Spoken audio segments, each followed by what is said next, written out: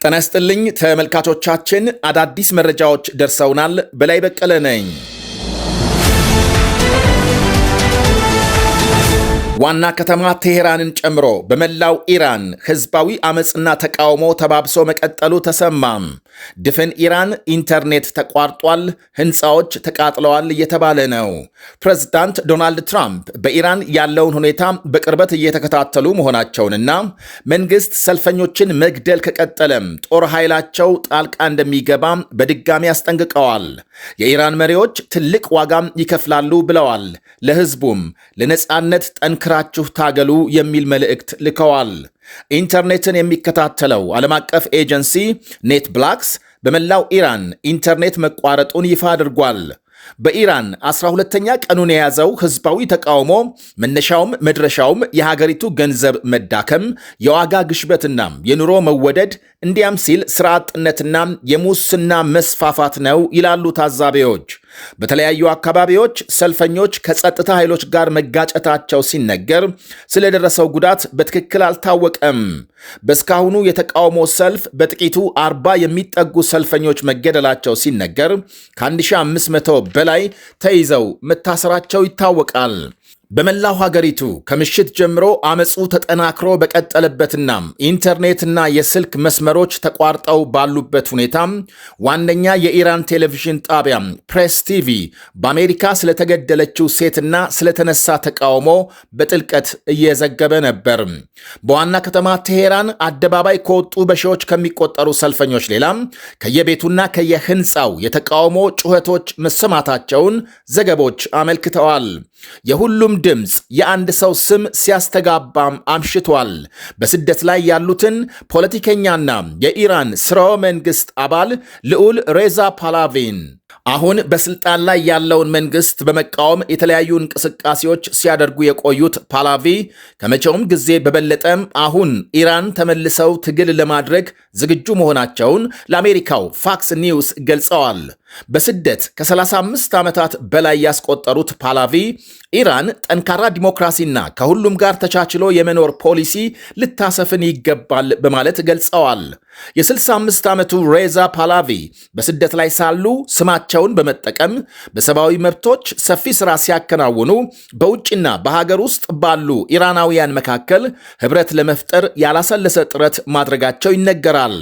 ፓላቪና ባለቤታቸው ከ2 ዓመት በፊት ታሪካዊ የተባለ ጉብኝት በእስራኤል ያካሄዱ ሲሆን በኢራንና እስራኤል መካከል ሰላምና ትብብር ለመፍጠር የሚያስችሉ ንግግሮች አድርገዋል። ከእስራኤል ፕሬዝዳንት ይስሐቅ ሄርዞግና ከጠቅላይ ሚኒስትር ቤንያሚን ኔታንያሁ ጋር ተገናኝተው ገንቢ ውይይት ማድረጋቸውን አመልክተዋል። እናም አሁን በህዝባዊ አመፅ ነፋስ የገባው የኢራን መንግስት ከወደቀና ፓላቪ ወደ ሀገር ተመልሰው ስልጣን ከያዙ ረጅም ጊዜ ያስቆጠረው የኢራንና የአሜሪካ ጠላትነት ያከትምለታል ይላሉ በርካታ ወገኖች። ፓላቪ ለኢራን ህዝብ ጥሪ ያላቀረቡበት ጊዜ እንደሌለ ሲነገር ኢራናውያን ተባብረው ሀገራቸውን እንዲያድኑና ወደ ሽግግር እንዲወስዱ በቅርቡ መጠየቃቸው ታውቋል። እርሳቸው ስልጣን ላይ ለረጅም ጊዜ የመቆየት እቅድ እንደሌላቸውና የኢራን ህዝብ የፈለገውን መርጦ በሰላምና በጸጋ እንዲኖር ጥረት ማድረግ አለብን ብለዋል። አሁን ያመፁ መቀጣጠል አሜሪካና እስራኤል አዲስ ጥቃት በኢራን ላይ ለመክፈት እንደ መልካም አጋጣሚ ሊጠቀሙበት እንደሚችሉ የበርካታ ወገኖች ግምት ነው። ሁለቱም ወገኖች በየራሳቸው ህዝባዊ ተቃውሞውን በመደገፍ መግለጫ ማውጣታቸውና ሁኔታውን በንቃት እየተከታተሉ መሆናቸው አመቺ ባሉት ጊዜ አገዛዙን እንደሚመቱ አመላካች ተደርጎ ተወስዷል። የትላንት ምሽቱ የተቃውሞ እንቅስቃሴ ረቡዕ ዕለት ከታየው የጠነከረና ክፍት የነበሩ ተጨማሪ ሱቆችና ሌሎች የንግድ ተቋማት የተዘጉበት መሆኑን የተለያዩ ዘገቦች አሳይተዋል። የምሽቱ ሰልፍ የሀገሪቱ መንግስት በቀጣይ የሚካሄዱ ሰልፎችን እንደማይታገስና በኃይል እንደሚጨፈልቅ ማስጠንቀቁን ተከትሎ የተካሄደ ነው ተብሏል። ዘግይቶ በወጣ ዜናም የተገደሉ ሰልፈኞች ቁጥር 46 መድረሱና በመቶዎች የሚቆጠሩ መቁሰላቸው ተመልክተዋል። ከ2000 የሚልቁ መታሰራቸውን ከምሽቱ 3 ሰዓት ገደማም ልዑል ፓልቫኒ ለሰልፈኛው መልእክት መላካቸውን ተከትሎ ሞት ለአምባገነን፣ ሞት ለመንግስት የሚሉ መፈክሮች ሲደመጡ አምሽተዋል ነው የተባለው። ታላቋ ኢራን የዓለም አይኖች ሁሉ አንቺ ላይ ናቸው፣ አንድ ሆነሽ በጎዳናም ሆነ በሁሉም ስፍራም ጥያቄዎችሽን አቅርቢ ብለዋል ፓልቫኒ በመልእክታቸው። መንግስትም ሆንክ አብዮታዊ ዘብ ተጠንቀቁ። ብሶት አደባባይ ያስወጣውን ምስኪን ሕዝብ ከገደላችሁ ዋጋ እንደምትከፍሉ እወቁ። መላው ዓለም ፕሬዝዳንት ትራምፕ በንቃት እየተከታተሏችሁ ነው።